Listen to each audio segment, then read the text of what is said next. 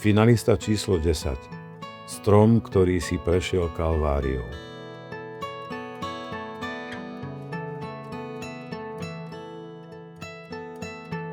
V srdci Kysuckej krajiny pod Kalváriou v Oščadnici stojí už takmer 2 desaťročia strom, ktorý nie je len súčasťou krajiny.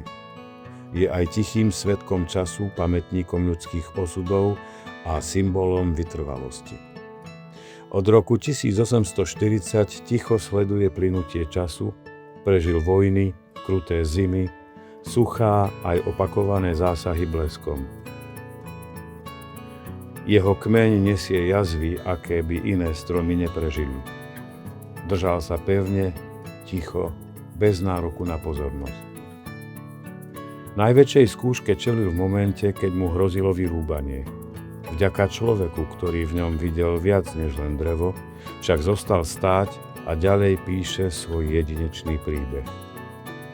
Dnes stojí pod Kalváriou ako živý symbol krížovej cesty, vlastnej, tichej a vytrvalej.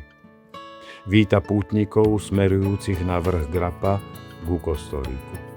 Poskytuje tieň, pokoj a priestor na zastavenie. Tento strom je živým symbolom odolnosti, nádeje a spojenia človeka s prírodou. Pokorený, no nezlomený, stojí na svojom mieste ako vzácny svedok minulosti, ktorý si zaslúži, aby jeho príbeh poznali aj ďalšie generácie.